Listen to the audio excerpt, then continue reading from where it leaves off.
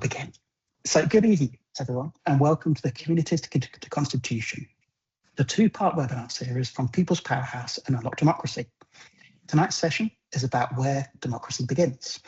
It's not in Westminster first, it's not in legislation first, but it's in communities, it's in relationships, it's in conversations, and it's in everyday life. In recent years, through listening conversations across northern communities, we've heard hopes, frustrations, ambitions, and ideas from people whose voices are often missing from formal decision-making spaces. So this evening, we wanted to explore the following. We wanted to explore why listening matters, what People's Powerhouse stands for, because that's who we work for, and thirdly, what can begin to happen when communities are genuinely listened to. And then next week, Unlock Democracy will pick up that conversation and explore how local and regional insight can travel further into democratic systems and into Westminster itself. So everybody is a plan for today. So first we start with basically a question, which is, why was People's Powerhouse founded? And for that, we need to speak to our chair. Our chair is Enda Robinson, who has a long history of work in the health sector as a CEO. And she helped found People's Powerhouse back in 2017. But I'm not going to say any more than that because now I'm going to ruin the first question for her. So the question is this.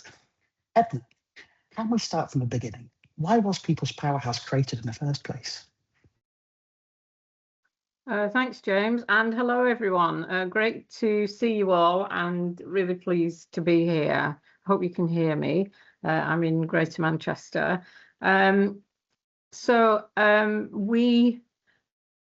Voices and Commentary was taken over by a group of people who, in the view of many others, had a partial and incomplete vision of the North.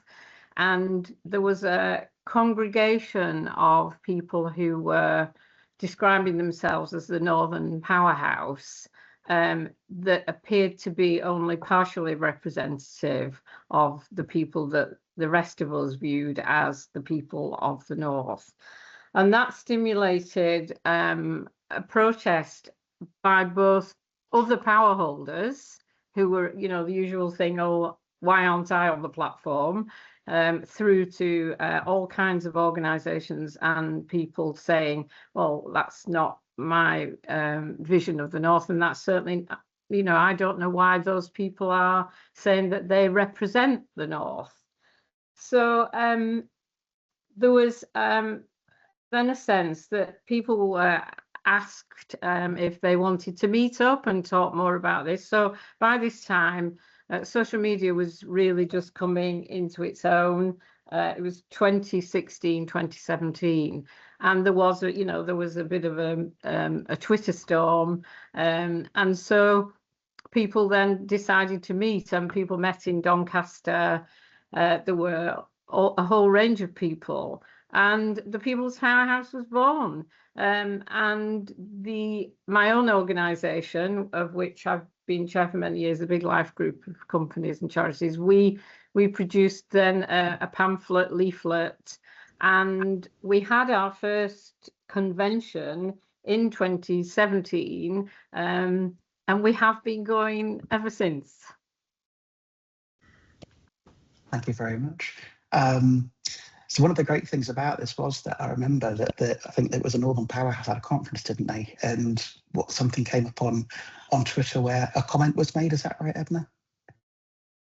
Yes, and I think there was just a sense of people patronised us. There was a sense of this is not a serious group of people. They don't all hold positional power. They're not recognisable, etc., etc. And so, but true authenticity and true democracy comes from people who are given permission to take power, who are given permission to speak on behalf of others. And so representation is only authentic when permission's been given to be the speakers. And this well-meaning group of people were actually making policy decisions. They were making noises about what the North should look like, what the North should be, without many permissions. And that really, that just struck a chord from others. And so we continued to be there, and we were known by one of the government's ministers as that lot with the poet. So we actually became quite infamous in the sense of we were there, we were noisy, we weren't going away. We didn't have much of a formal construct at that point. Joseph Rowntree Foundation funded us just to provide some back of office kind of thing. And we also saw that, you know, there were confusing power constructs emerging where investors and beneficiaries, it was unclear. So those whole lines of accountability and so forth were blurred, because this wasn't really, there wasn't enough open governance about what was going on in closed rooms. And so we have just gone from, you know, from strength to strength, and we're having our next convention in Scarborough very soon, and we continue. You know, I can talk more about who we are and what we do, but that's kind of where we are, James. Thank you very much. So I think the next question to ask is, what fundamentally does People's Powerhouse stand for? I think it's important to understand that first before we can move on to what we're actually doing. So I guess the question is, what would you say sits at the heart of what People's Powerhouse is today? Well, I think the People's Powerhouse is just that. We're custodians of views, opinions, passions, frustrations, but they're not our views, passions, frustrations. We don't own people. We actually provide a platform for people to get those views across. So we stand for being a place where views and opinions, passions and frustrations are gathered. They're gathered in a non-judgmental way. They're not gathered with a vested interest in the outcome of those things, because we want to be a neutral space for people to be able to download what they're saying, what they're feeling. We don't enter a room with a vested interest about the outcome. However, we do go into the rooms of the power holders, and we are currently a strategic advisory group to the new Great North in the North. So we've been into rooms. We've been into rooms where it can be slightly off-putting. We're not there to please. We are there to share authentic data. We have real-time data, and some of it is, you know, is hard reading. And we are trying to represent people from across the North in all shapes and sizes. So as often, you know, we can be shot as the messenger, but it is our responsibility, if people are honouring us with their views and their opinions, it is our absolute responsibility to in no way sanitize those things or even cut and paste them into an acceptable form. We want people to be able to recognize themselves. And so when you go into rooms where there are conventions about how people present information and sanitize often key and challenging issues, we can come across as a little bit hard on the edges, but we are very, very genuine about who we are. And the way that we've protected ourselves is to we haven't become a contractor. We don't have any contractual relationships with any of the systems in the North.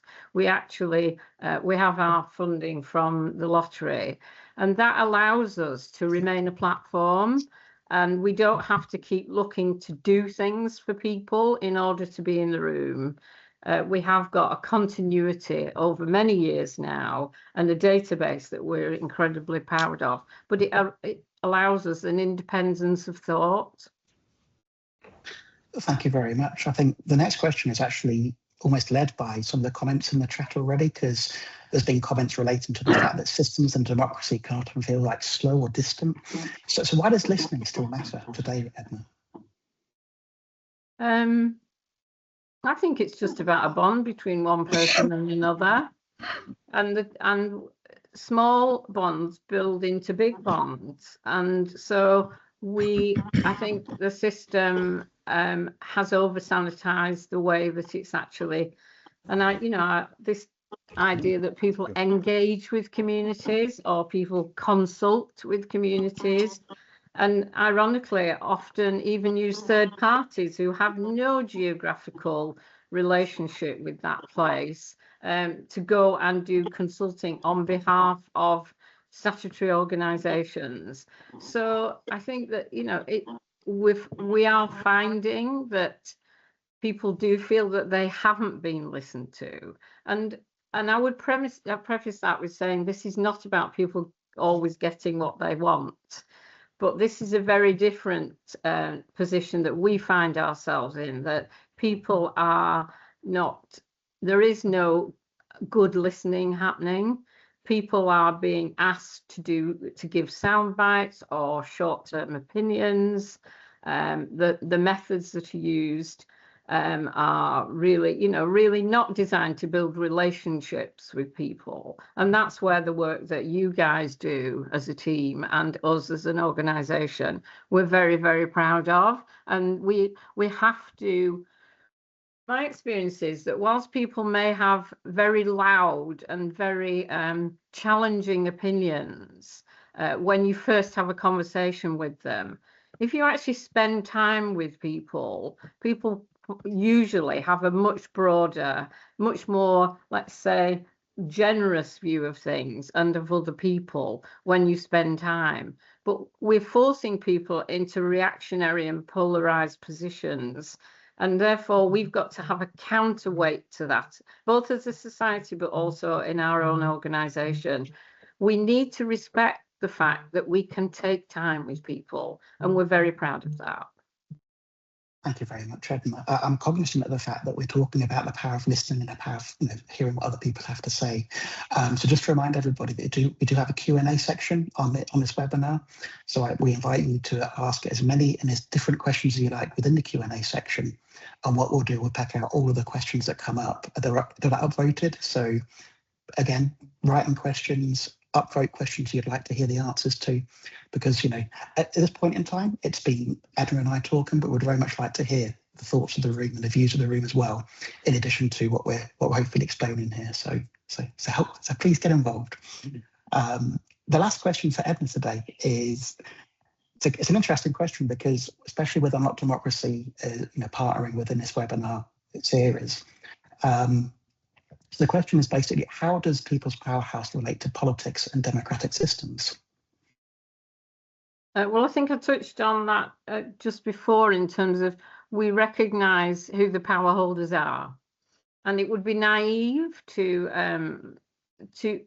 just stay outside the room banging on the door or shouting through the letterbox or whatever, because symbolically we do want to be in the room, because we want to share our we do want to share what we're learning, what we're understanding.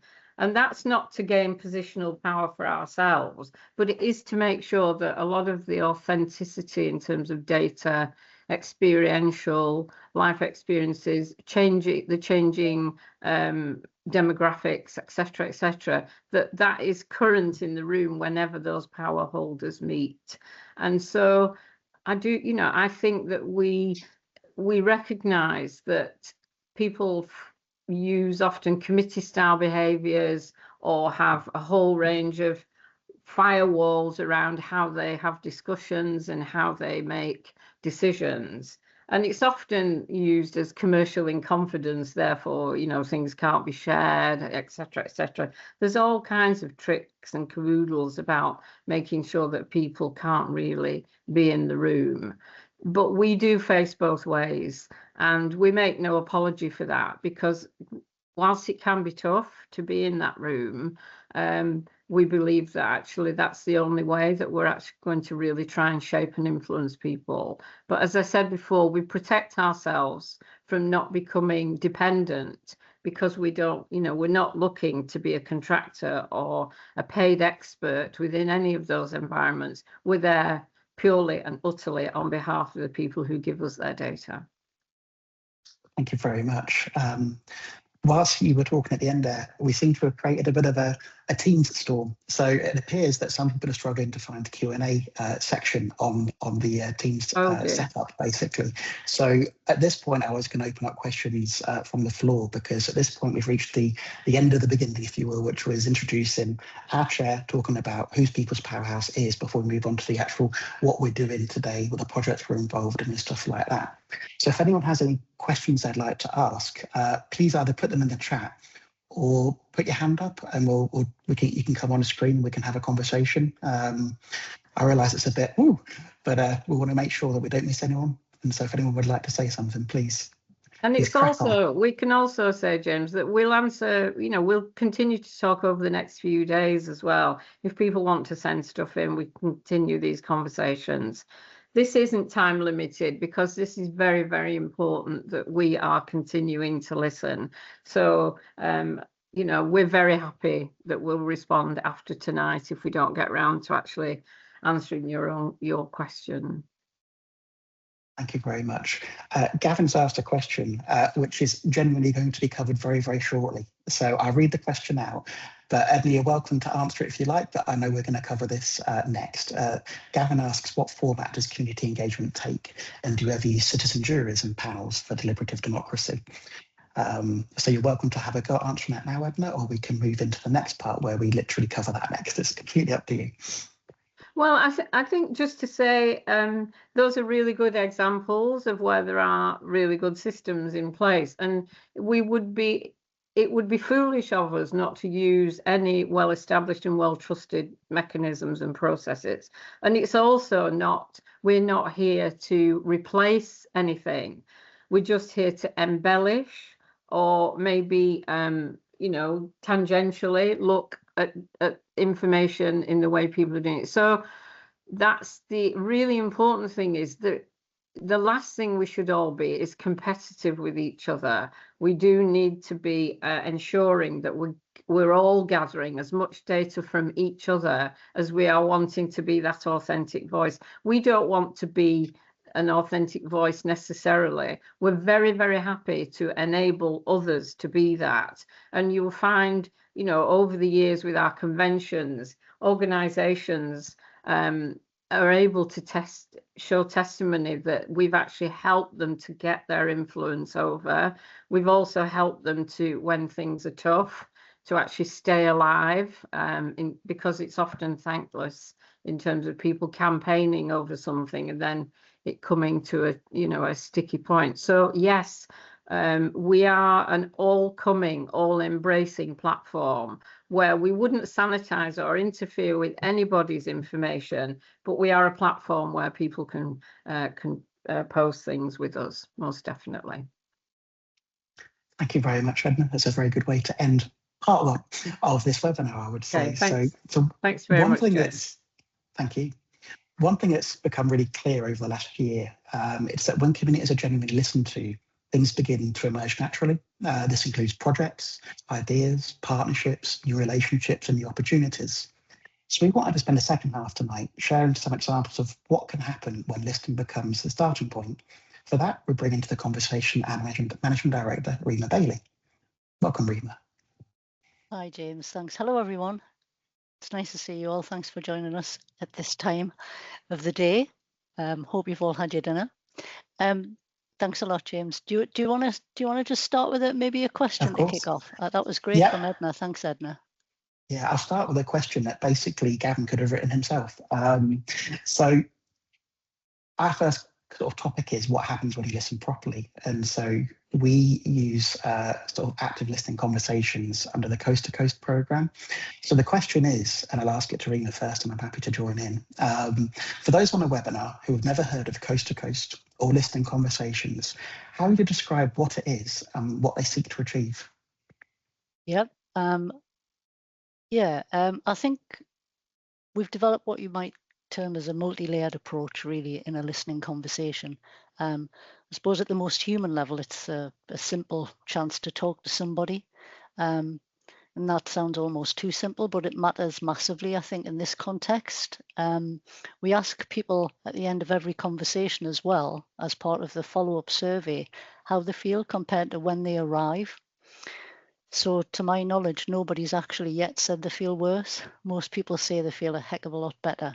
And I think that alone just probably tells you something important about how rarely people feel genuinely listened to or heard. Most people are taken aback as well, totally back when we say we're just here to talk to you and to listen to what you've got to say about what your life looks like, because they're an expert in their life. In order to be an expert, you've got to have done something for 10,000 hours. Most people have been around for more than 10,000 hours living their lives, so they can comment pretty well on what that looks like. But I think feeling better about where you are and what you're experiencing on a day-to-day basis isn't a soft outcome. The listening conversation compiles, it's actually is formed of psychology, community development, and we draw on some parts of tactical questioning, and we combine those things into a form of almost a counselled deep listening conversational experience for people. And that soft outcome is basically a direct intervention in a public health crisis. I think that the NHS is spending billions trying to address through clinical routes. I also think there's something in that around addressing loneliness. And I think we've seen something like a 49% increase in people experiencing loneliness in the last 10 years. So I find that interesting, that, you know, when we live in an age where we've got probably more ways to contact someone than at any other time in history in our lives, people are experiencing a deep disconnect with others. And that's quite, you know, it's quite staggering that we come across that in our conversations. The other part of the approach is it's an economic opportunity for the people who learn the process. So many people across the north are struggling financially right now. So we train and pay local people the living wage so they can become basically a freelancer, you know, getting paid to have meaningful conversations in their own communities. We think that's a pretty compelling offer. Unfortunately, we don't have enough resources to pay the person who's being interviewed as well, but we would if we could for their time. And it keeps the work really rooted and very real. I think, thirdly, it's a peer-to-peer listening conversation. You're not talking to a person in an institution or a person with a clipboard and a lanyard. Not that I've got anything against those, because I use them occasionally myself. You're talking to someone from, you know, your own neighborhood in a curious, kind of non-judgmental, exploratory way, where everyone's starting point is equal, if you like. And I think that changes the dynamic. And it also changes what people are actually willing to say and what they're able to say, and actually where the conversation goes from there. And then I think the deeper aspect of this work, as far as my reality goes, and I find this genuinely fascinating, which is why I do this job, is that we've designed it with human nature, not against it. And I draw on that, you know, there is a body of neuroscience that tells us people don't deliberate first and then act. We act, we move, we feel, and then we construct the narrative about why. And most democratic systems are designed the wrong way around, in my opinion. They ask people to articulate and justify before they're permitted to participate. So we're trying to start somewhere different. We try to start with conversation, and the thinking follows on. We're not bypassing reason, actually. We're respecting the order in which I think human beings actually arrive at understanding. Conversation first, which we hold, and articulation and rationale comes second. And again, to me, that's not a soft approach. It's actually a neurologically accurate one. So, you know, that's sort of, that's kind of where I'm coming from on doing this work. That's what I think the approach actually is. And there, you know, there is science to back up that approach. Thank you very much, Rima. Yeah, we train our listeners to arrive with not to arrive with answers, but to arrive with curiosity. You know, I think one of the interesting things that we've really developed is our agenda is becoming basically led by what the people tell us, and so we analyse every conversation that's happening across the North. We identify what the emerging themes are, what things are, affecting people's lives, good, bad, and indifferently. And then we then try and ensure that the project work that we do that links into that and links from that is very much hopefully answering those questions and those queries and those concerns that have been raised at a grassroots level in a safe, welcoming environment in their own town, in their own city, wherever it might be. So it's really important that we ensure we continue to do so. Yeah, I think there's something about the mode, the narrative being built sort of before the fact, of which has an implication of around consultation. So what we're trying to do is we're trying to get before any consultation on any subject. So we have a huge body of people's opinions and people's insights that can inform any democratic direction that might then be going forward in any of the northern towns. And I guess,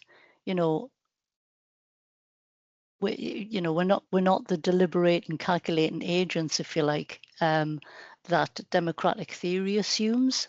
We're more of a feeling, natural creature who moves first and then makes meaning second. And I think that's the way that we're trying to capture that natural state of communities and people in this current moment. And that's why we call it live, soft intelligence. So if somebody, let's think about the most formal democratic participation that people are asked to do. Fill in a consultation form, or attend a public meeting, or submit evidence to a committee, or write to MP. Every single one of these mechanisms, in my opinion, demands that people arrive already articulate, already knowing what they think, already able to express it in the approved and kind of formal language, and that they're already fluent in some kind of terminology or jargon of that particular institution. People just aren't there in that way, They're designed entirely for the conscious, deliberating, narrative constructing part of the mind, if you like, the part that, as those experiments show, comes second. Which means that by the time someone is filling in a consultation form, the most important thing, the felt experience, the instinct, the embodied knowledge of what it actually feels like to live in that person's community at that point in time, it's already been filtered and translated and partially lost. To me, the raw signal's being processed into something the institution can receive. And in that processing, a great deal gets left behind.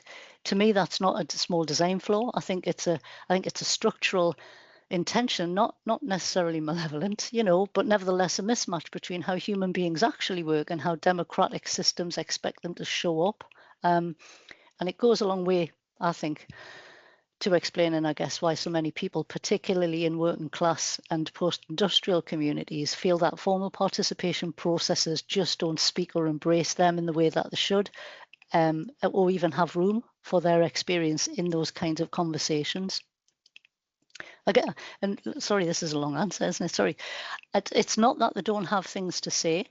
And I think it's that, that format demands a kind of a pre-articulated, rationalized self-presentation that doesn't match how knowledge and feeling actually live in a person. So what People's Powerhouse is working at doing differently, and has, as Edna mentioned, been enabled to do that by the foresight of the National Lottery Community Fund. So we're not beholding to any political institution or political party, is start before that translation happens. A listening conversation doesn't ask someone to arrive knowing what they think. It creates the conditions in which the people discover or surfaces what they think through talking, through being heard, through the peer-to-peer dynamic of someone from their own community asking genuinely curious questions without an agenda. I mean, for me, the thinking emerges from the conversation rather than being required in advance of it. I think that's quite powerful. It's not a soft approach. As I say, it's a neurologically accurate one. You're meeting people before that cognition actually begins. Yeah. Thank you very much, Rima. So I'm going to ask the next question I was going to ask anyway, but you've versioned to it slightly, so feel free to answer the question as you see fit. Because we wanted to look into community intelligence, local influence, making the point that the power and the knowledge is there already. We just need to unlock it. So the question is this: how would you respond to the statement that people closest to the problems often already understand the solutions? I think, well, mostly yes, I think, but I think we do people a bit of a disservice if we're too neat about it. By that I mean, you know, sometimes when you're living inside a situation, you can't see the wood for the trees as well. Like the noise of daily life, the struggle of just getting through, it can make it hard to surface what you actually already know and instinctively feel. That's where we come in those conversations, not as experts telling anyone anything, as amplifiers, as clarifiers even, because it's hard to cut through the noise today, isn't it? And to help people actually just get that zoom out, get up on the dance floor, look at what's going on in the disco, you know. But here's the thing that I think gets missed, actually. Communities in post-industrial towns across the north have been providing data, and so they have across the country, providing data for decades. The reports have been written, the needs assessments have been completed, the consultations have happened, and the structural conditions have remained largely unchanged. At some point, I think you have to ask whether the demand for more data has become a way of deferring action in some cases, or a procedural defence kind of against what might become a bit of discomfort of actually responding to what people are telling you. In both cases, people in our community, you know, what people carry, what communities carry, it's not anecdotal, you know, it's accumulated lived experience, it's highly valid. And it's evidence of structural decisions made elsewhere by people who don't live with the consequences of those. You know, I think that deserves to be taken seriously, not quantified and validated through an approved methodology before it even counts. And we often say, you know, we value that which can be measured, and we never measure that which we value. So I think there's room now for perhaps both, you know, a bit more of a fair crack at presenting people's current experiences in ways that they in their language. There's almost always a silent majority experiencing the same things as well, or carrying, you know, solutions that nobody's ever asked them about. So we try to bring those insights to the table. We're not pointing at institutions saying you're getting it all wrong. We're saying let's work in partnership, and we all might have a collective better way, stronger together. There are people over here who might have a different way. Let's have a go at listening to that, shall we? That's, I suppose, the way that we're coming to this. Thank you very much, Rima. In my role as connection and impact manager, I often ask myself, so what? So what does this mean? What's this going to lead to? And I think the next part of the webinar really moves into that. So it moves into what exactly we're actually doing right now. So Alex Harding asks, for example, you know, is there a list of current active cases that People's Powerhouse are involved in? So we're actually going to move on to that now and talk about, you know, the so what question being answered, dare I say it. So the next question I've got relates to the do with movement. Communities consistently tell us that you need to stop doing things to communities, you need to work with us. So my question is this: how does do with give language to something that communities had already been telling us? I think those two words they matter because they're quite disarming. You know, you can say do with to a room full of public sector's leaders without it landing as an accusation. It becomes an invitation instead. And I think we need to work by invitation with one another. Can we work in more of a true collaborative partnership way? And that's what drives our work, and that's what actually fuels our work at the same time. There's actually a long tradition behind this idea anyway, you know.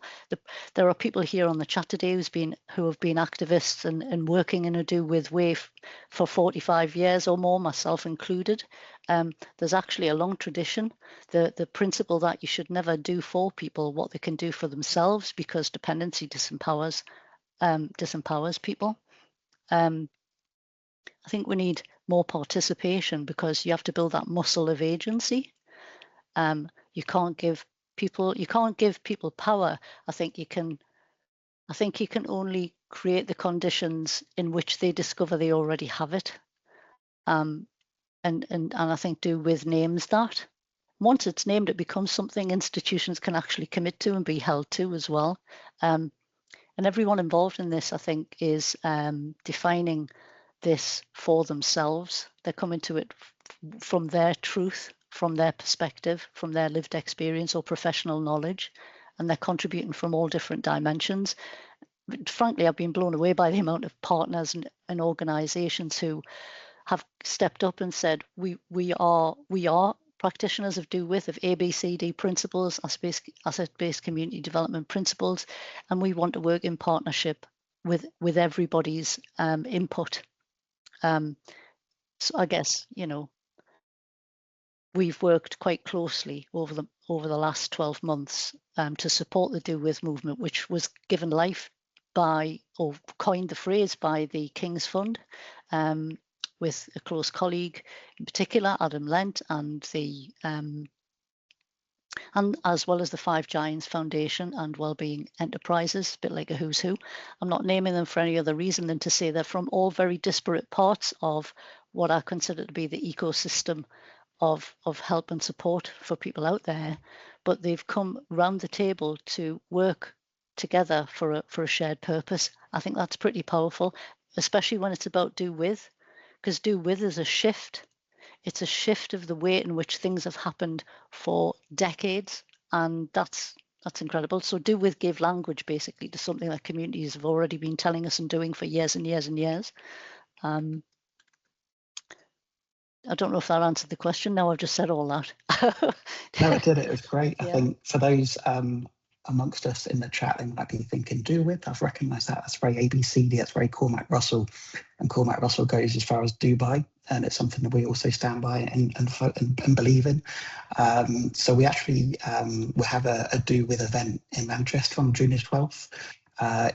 We'll share the Eventbrite page with you. More than welcome to attend, at which Cormac Russell will be there, as will Adam Lent. And so it's an opportunity to put forward the Do With Charter to identify, does it work for you in your environment, in your community, with your background, with the idea that when the convention happens, our annual convention will be in September, we'll be formally kind of launching it, and it will be an opportunity for every single organisation across the country to get in touch and basically like, I would like to be part of the Do With brand. And it's as simple as, yeah, I respect speaking to people, working with people, rather than dictating what things should happen to people.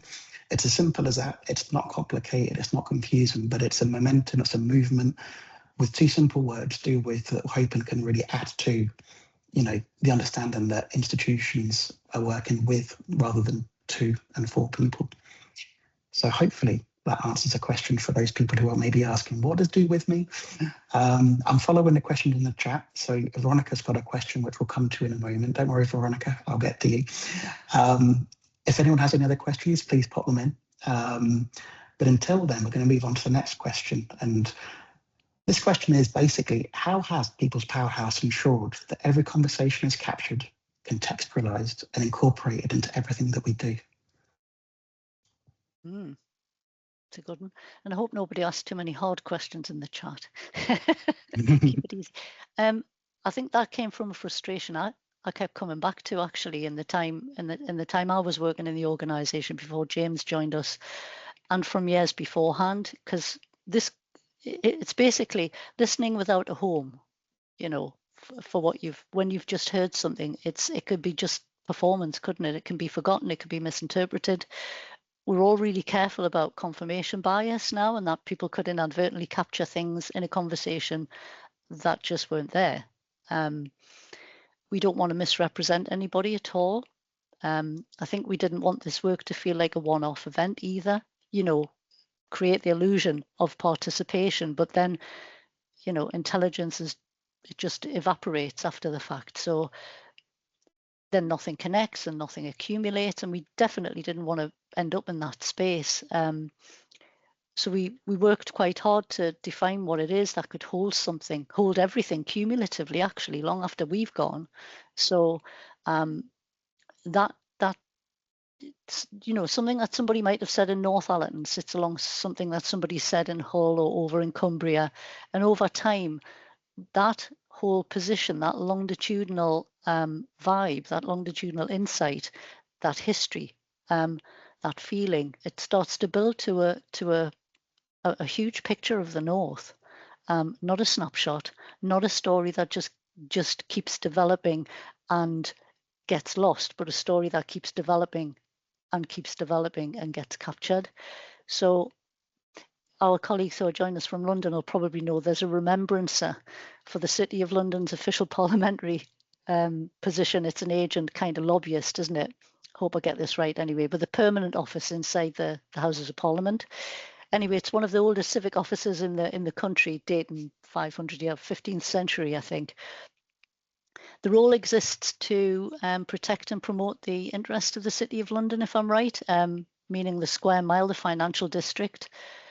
So that role has the right to sit in the Commons chamber itself in a special seat beside the clerk and can observe all parliamentary proceedings. And they also have access to the parliamentary committees and can brief MPs and peers on behalf of the city.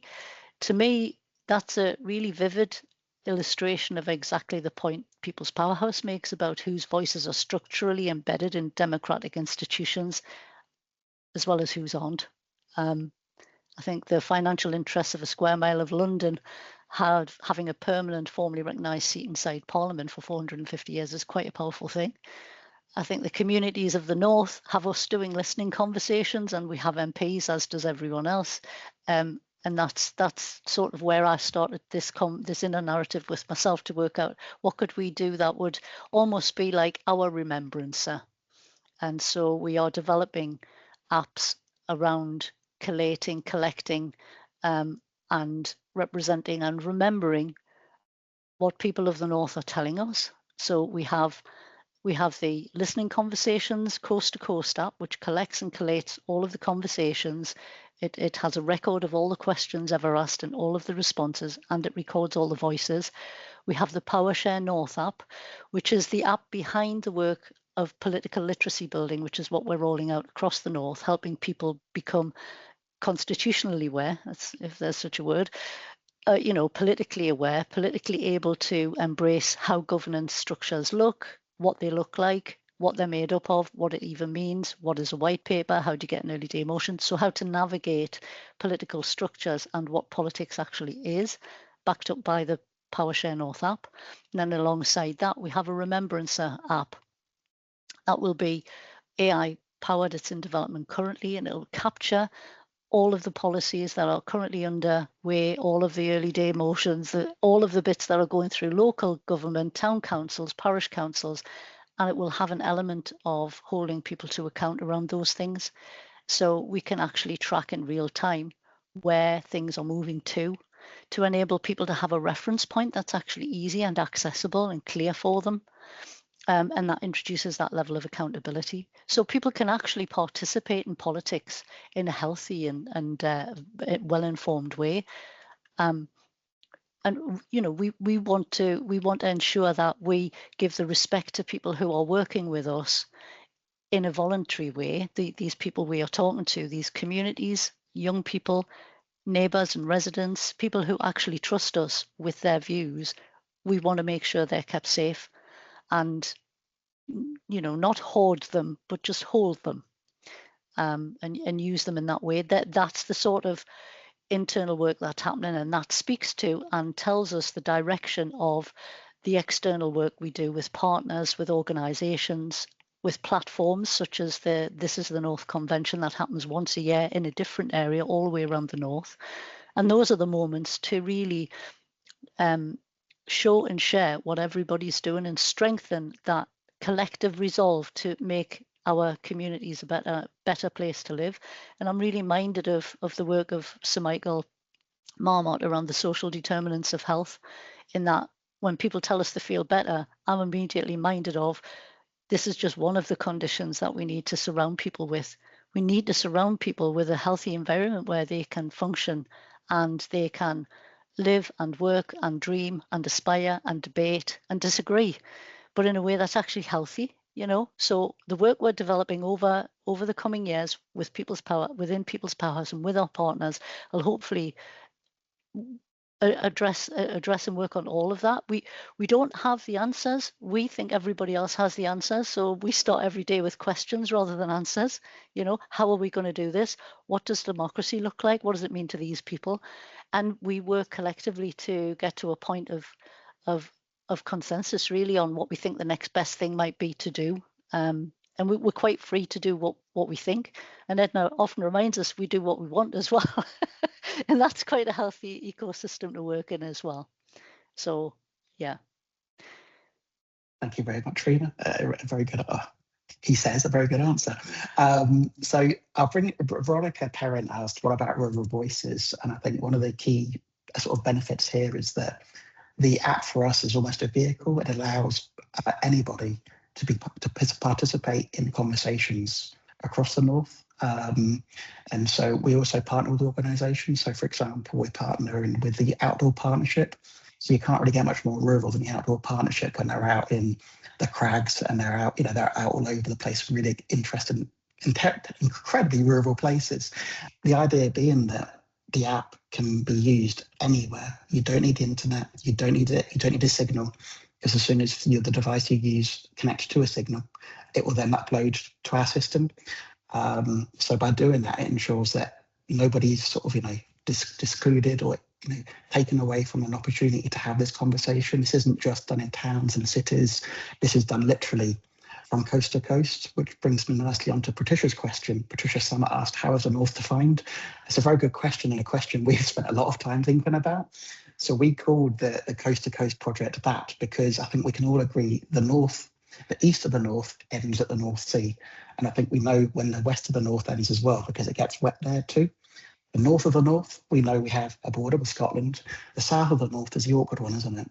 And so that's the one where we have been going down a route of, if you feel as though if you identify as a northerner, you're a northerner almost. But I think in real terms, we're fortunate that there will be many combined authorities coming together within the North going forward. There's already 8 already, and we've got more to come.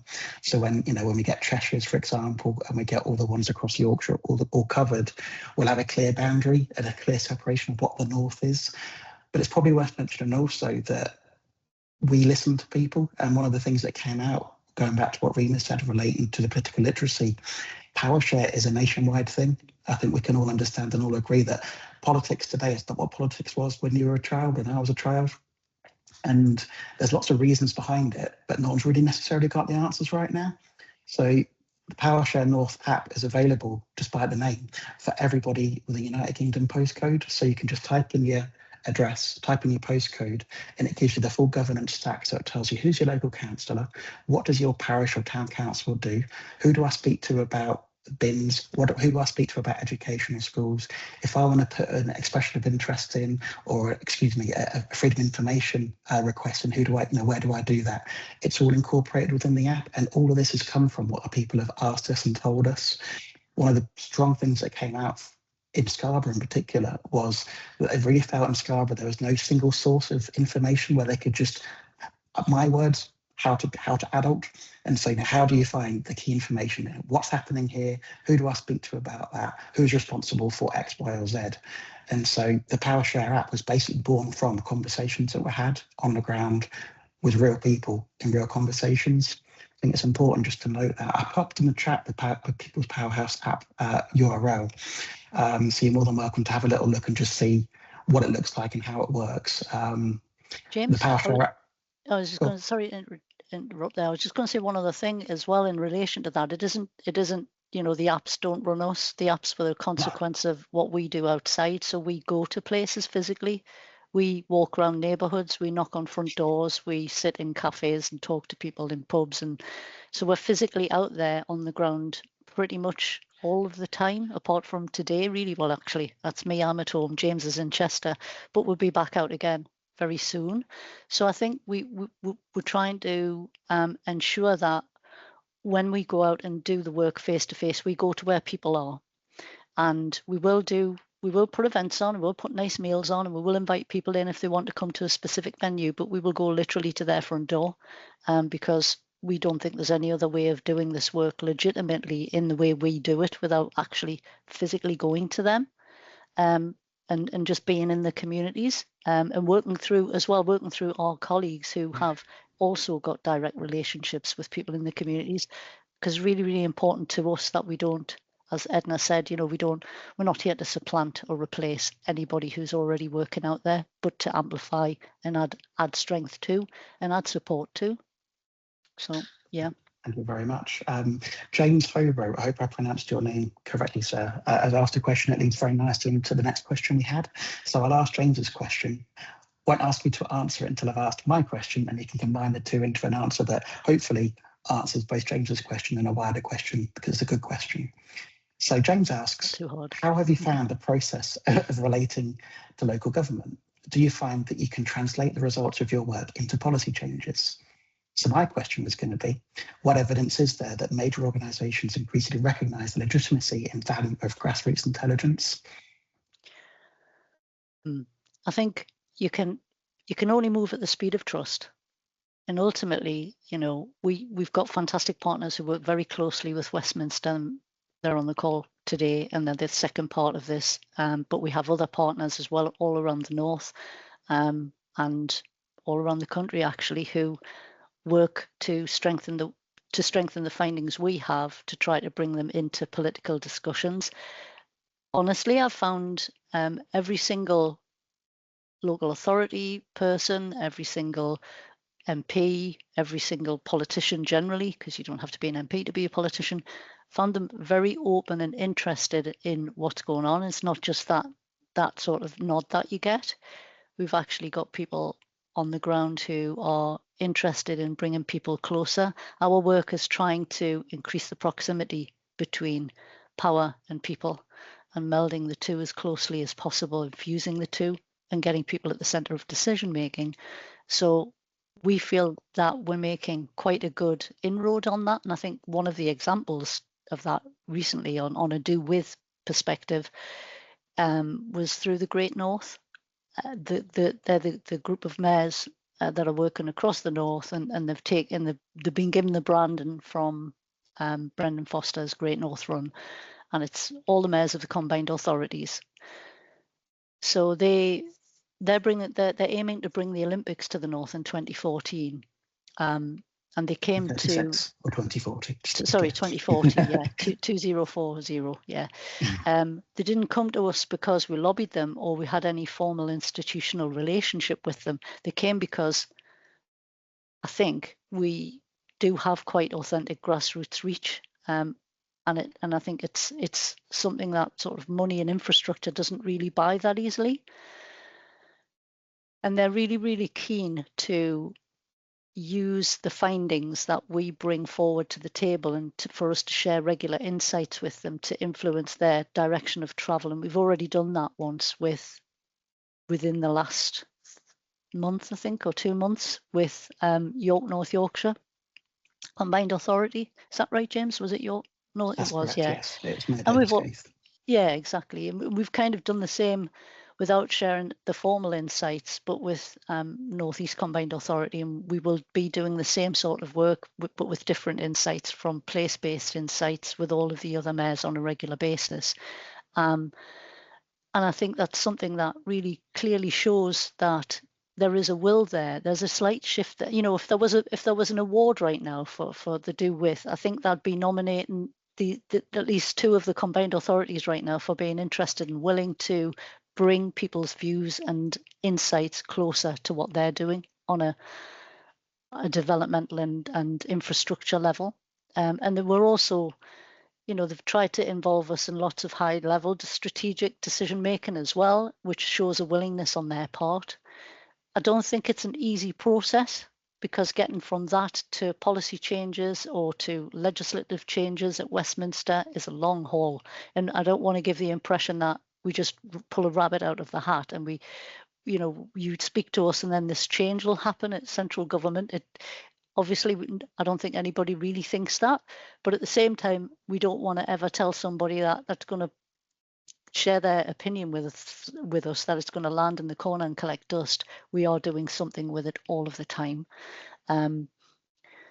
So we don't feel on the outside too much now. we're still doing a lot of work, and as I say, we're moving at the speed of trust. But I feel as though there is ever such a slight shift in realizing that perhaps old school style consultations don't quite cut it anymore, and a lot of people take umbrage at the thought of being consulted in that way. It's slow, but I think it's significant, I guess, would be the way I would put it. Yeah, thank you very much, Rima. I think one of the key things to mention is that, as is alluded to, I'm calling in from Chester today. We're doing our next Olympics workshop in Chester tomorrow, where we're speaking to a variety of people. We're speaking to very young people, and we're speaking to dementia patients and elderly people as part of Belong in Chester. Now, the reason we're doing that is because we do want to speak to people and want to understand what it is that they consider to be a successful Olympics. What would it mean to bring the Olympics to the North? And I think one of the key things that we found this month going out all over the place doing these is people are really struck by the fact that we're asking them these questions as a consultation before the bid's even got in. And it's important, I think, that, you know, we are literally going to be writing a report into this month that goes to the Great North, that gets put through to the British Olympic Association for the bid that's going to go in early next month. It's been released in the press. You may well have picked up on it the past week or two. So there's a lot of interest already in that in central government. And so it's really exciting that we're in literally from the ground level up, and right from the beginning, they're looking to actually incorporate the views and the thoughts of people. We've not been asked to only give positive thoughts and positive views. We've been asked to get authentic views. So we have a mixture. We have positive, negative, indifferent, and everything in between. I think it's important that, you know, the work we're doing matches, you know, what we say we do, and I think it's important to add that to as well. I've just noticed the time. It's 7 o'clock. It's 7 o'clock on a beautiful day, so I don't want to take too much more time. I should be finishing up here, but if anyone's got a desperately important question I'd like to ask, please ask it either in the chat or put your hand up, and we'll take that question right now.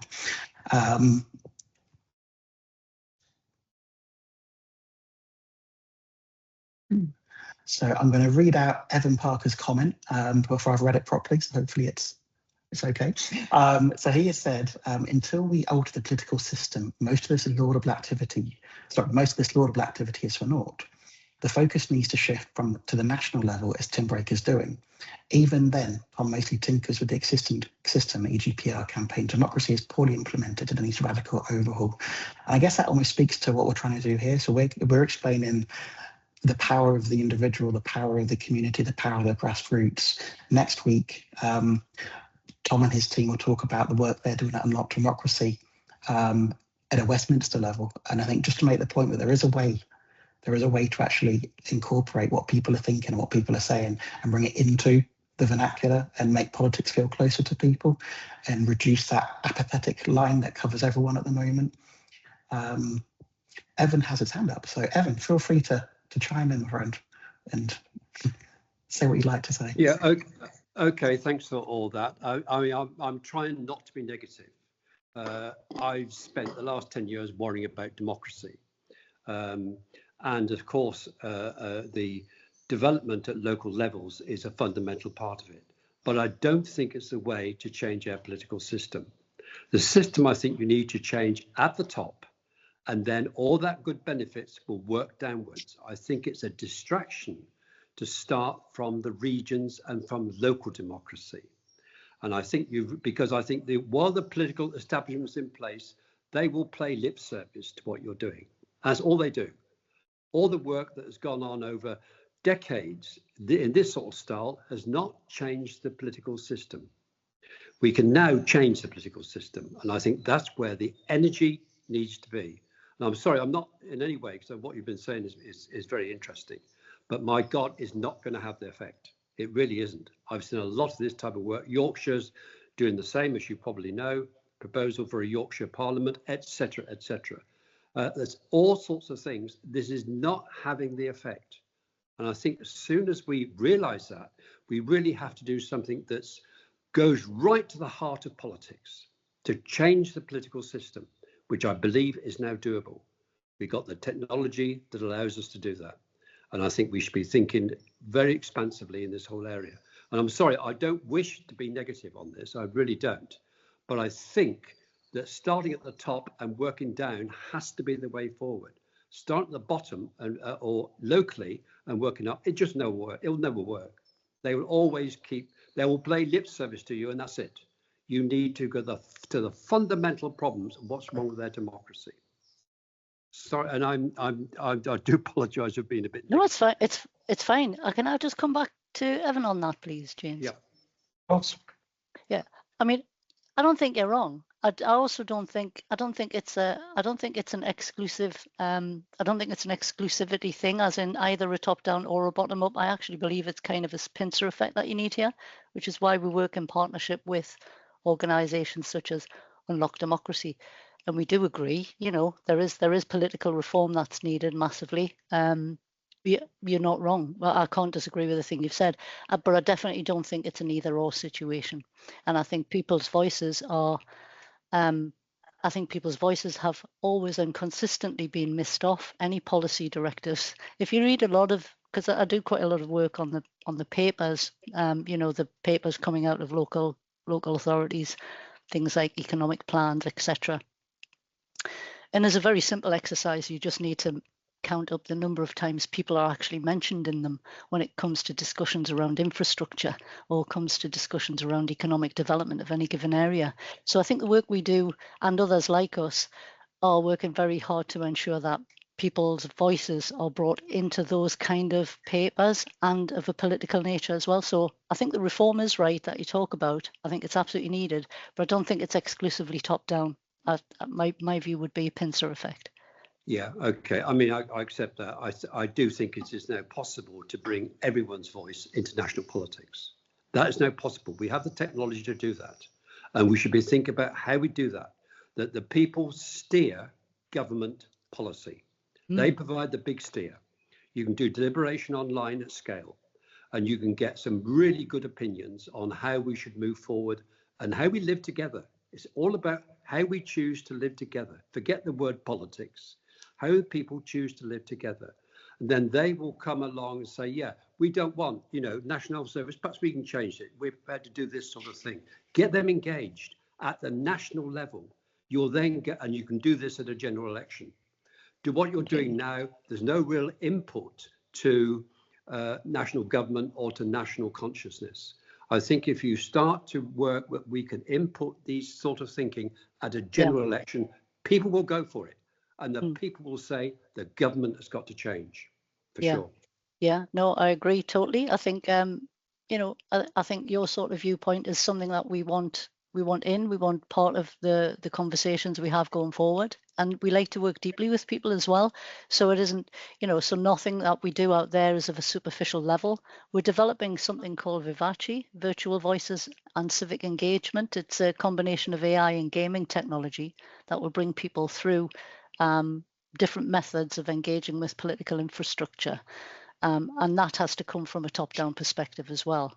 That's not something we can grow from the bottom up. It has to actually come and filter through all of the governance structures that exist currently, so people have a practical way to engage and to get a foothold. Because not everybody wants to go and knock at a town council door, do they? So we've got to find a variety of means by which people can get involved in what's affecting their lives, and then that pincer effect on reforming politics, reforming political structures, making it so that actually people who are elected now feel a sense of obligation and accountability to those they're put there to serve. Doing it together would be amazing, and we'll not stop.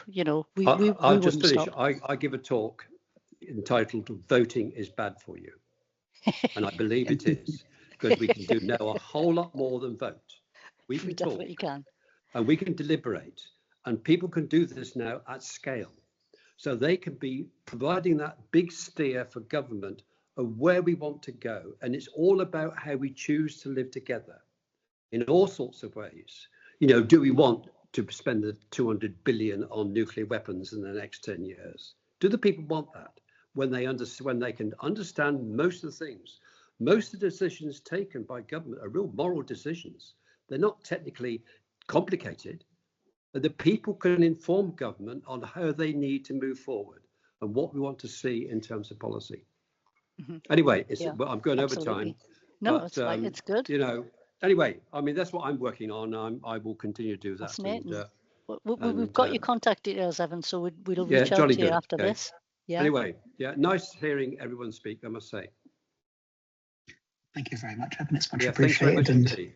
Yeah, okay. No, we can't talk about listening and then not listen to people. So I'm really glad we had that conversation. So thank you. And you were very polite to indulge me. Thank you very much. Interesting. Yeah. Good night, everyone. Have a good night. It's too hot down here. Good night. Thank you. Yeah. Bye. So yeah, I will finish this webinar with a couple of statements before I start. Though, I'd just like to say very quickly. There are some things happening. So hopefully, that there's the Unlock Democracy half of the webinar next week, this time next week, 6 o'clock on the 2nd of June. We'd love you to come along. The same link that you used to sign up for this event is also in there, so feel free to do that. As mentioned earlier, the Do With event is going to be an in-person event in Manchester on the 12th of June. We'd love you to come along to that and help us talk the talk so we can walk the walk, to use a horrible term, because at the end of the day, many people on this call are doing with anyway, and it's important that we ensure that the charter that's written, the charter that people sign up to, is a charter that everyone believes in, and it can be something that we can incorporate and integrate in society as a whole. Hopefully, going back to the Evan's point almost about how we can ensure that, I wouldn't call it top down necessarily, but it's an opportunity to ensure that institutions are aware of what it is to actually be working with people. And finally, the convention, the third week of September. It's a Tuesday, the 15th of September.